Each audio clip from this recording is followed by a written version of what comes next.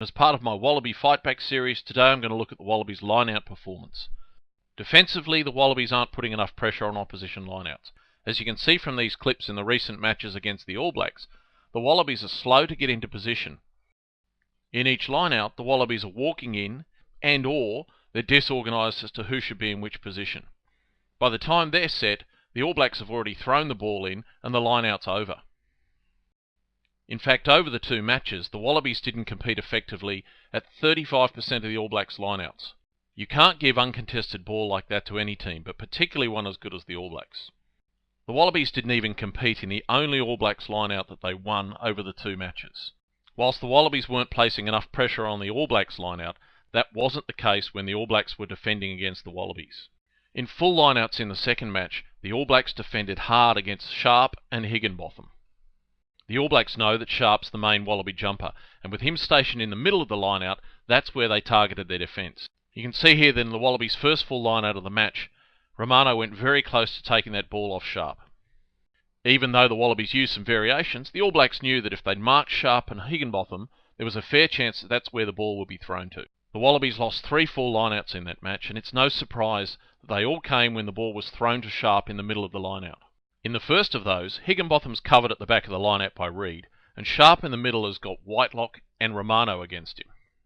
At the front, Tamani's in a bit of space and he's only got Messam marking against him, but for whatever reason, the Wallabies have not thrown one single lineout in those two matches to Tamani.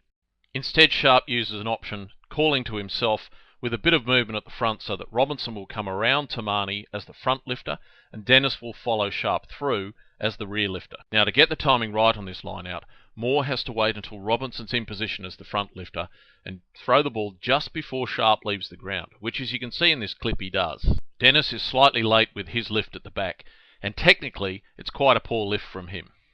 That means Sharp doesn't quite reach his full height and doesn't meet the ball at the top of his arc.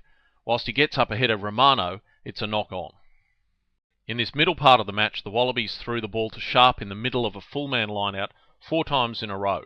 Even though the half-time break broke this pattern up a little bit, there probably needed to be a little more variation. Once again, Higginbotham is marked at the back, and there's space at the front for Tamani. But the Wallabies go with the middle of the lineout option to Sharp again. This time the variation is a fake to Higginbotham at the back, with Hooper then coming around as the rear lifter for Sharp. Unfortunately, it's all a little bit pedestrian, and Romano can get up and compete with Sharp. The other issue is a mismatch. We've got Hooper at the back lifting Sharp against Whitelock at the back lifting Romano. You can see from the difference in height across Hooper's shoulders to Whitelock's shoulders that the All Blacks have got an advantage. And Romano uses that advantage well to get ahead of Sharp. In the third of that series of 4 lineouts, the Wallabies again go to Sharp in the middle of the lineout.